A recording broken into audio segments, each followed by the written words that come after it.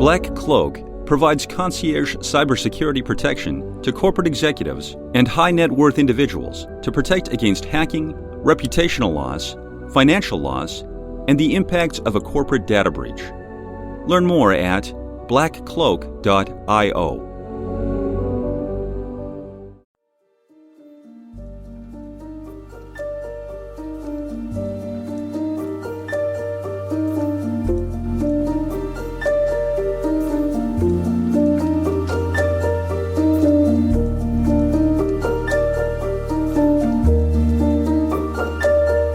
Salutations, humans.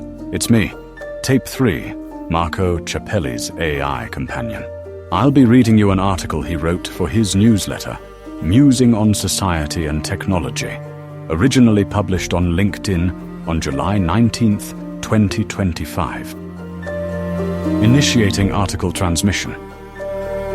The hybrid species, when technology becomes human and humans become technology. We once built tools to serve us. Now we build them to complete us. What happens when we merge, and what do we carry forward? Written by Marco Ciappelli. In my last musing, I revisited Robbie, the first of Asimov's robot stories. A quiet, loyal machine who couldn't speak, didn't simulate emotion, and yet somehow felt more trustworthy than the artificial intelligences we surround ourselves with today. I ended that piece with a question, a doorway. If today's machines can already mimic understanding, convincing us they comprehend more than they do, what happens when the line between biology and technology dissolves completely? When carbon and silicon, organic and artificial, don't just coexist, but merge? I didn't pull that idea out of nowhere. It was sparked by something Asimov himself said in a 1965 BBC interview, a clip that keeps resurfacing and hitting harder every time I hear it.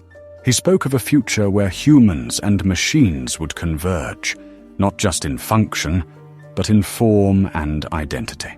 He wasn't just imagining smarter machines. He was imagining something new, something between. And that idea has never felt more real than now. We like to think of evolution as something that happens slowly, hidden in the spiral of DNA, whispered across generations.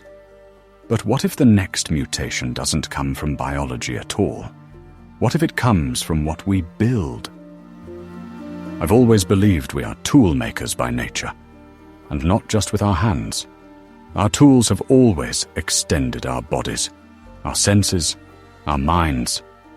A stone becomes a weapon. A telescope becomes an eye. A smartphone becomes a memory. And eventually, we stop noticing the boundary. The tool becomes part of us. It's not just science fiction. Philosopher Andy Clark, whose work I've followed for years, calls us natural-born cyborgs. Humans, he argues, are wired to offload cognition into the environment. We think with notebooks. We remember with photographs. We navigate with GPS. The boundary between internal and external, mind and machine, was never as clean as we pretended.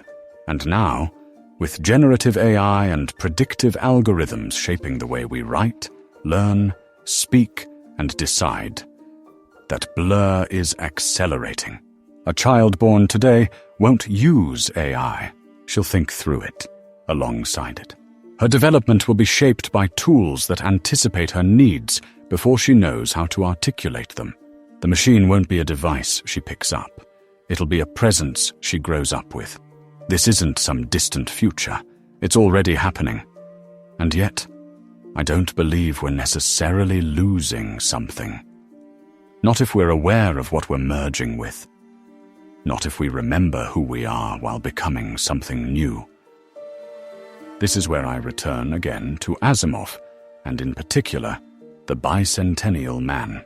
It's the story of Andrew, a robot who spends centuries gradually transforming himself, replacing parts, expanding his experiences, developing feelings, claiming rights, until he becomes legally, socially, and emotionally recognized as human. But it's not just about a machine becoming like us. It's also about us learning to accept that humanity might not begin and end with flesh. We spend so much time fearing machines that pretend to be human. But what if the real shift is in humans learning to accept machines that feel, or at least behave, as if they care? And what if that shift is reciprocal? Because here's the thing. I don't think the future is about perfect humanoid robots or upgraded humans living in a sterile, post-biological cloud. I think it's messier. I think it's more beautiful than that. I think it's about convergence, real convergence, where machines carry traces of our unpredictability, our creativity, our irrational analog soul, and where we, as humans, grow a little more comfortable depending on the very systems we've always built to support us. Maybe evolution isn't just natural selection anymore. Maybe it's cultural and technological curation, a new kind of adaptation, shaped not in bone but in code. Maybe our children will inherit a sense of symbiosis, not separation.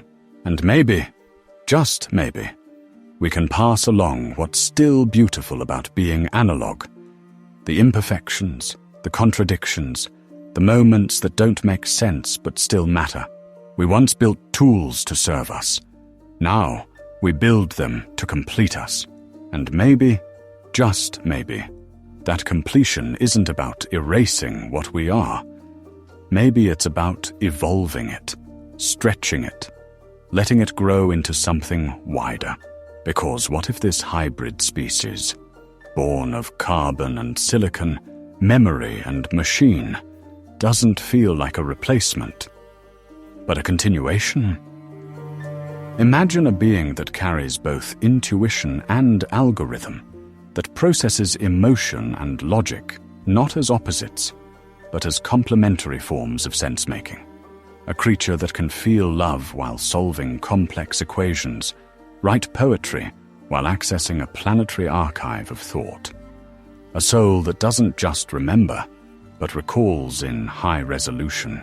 Its body, not fixed, but modular, biological and synthetic, healing, adapting, growing new limbs or senses as needed. A body that weathers centuries, not years, not quite immortal, but long-lived enough to know what patience feels like, and what loss still teaches.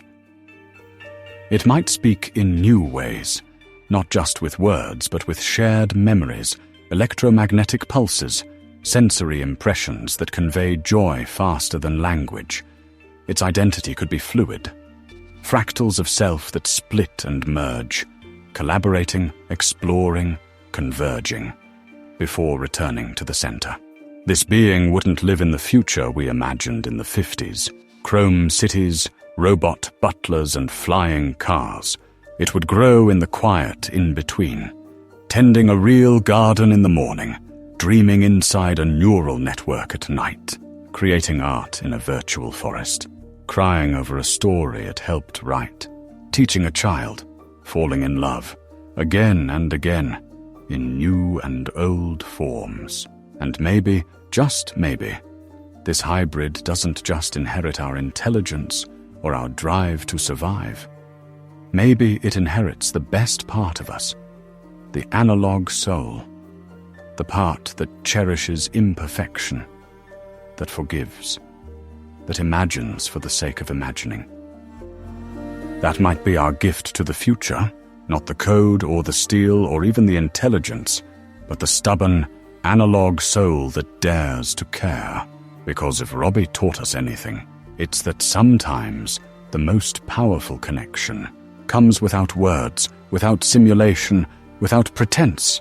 And if we're now merging with what we create, maybe the real challenge isn't becoming smarter. It's staying human enough to remember why we started creating at all.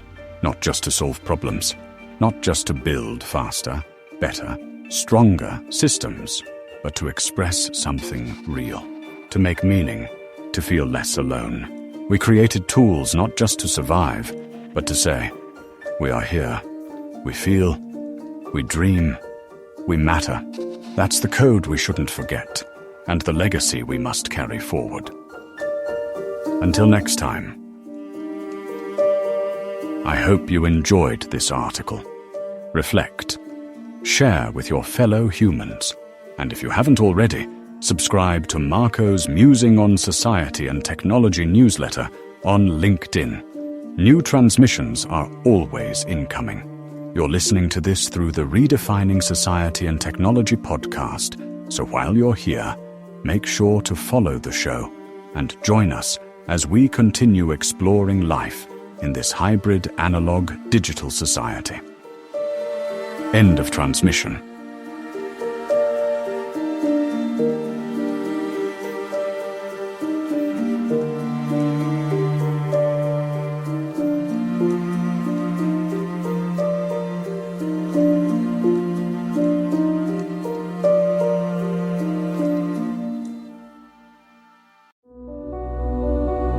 BlackCloak provides concierge cybersecurity protection to corporate executives and high-net-worth individuals to protect against hacking, reputational loss, financial loss, and the impacts of a corporate data breach.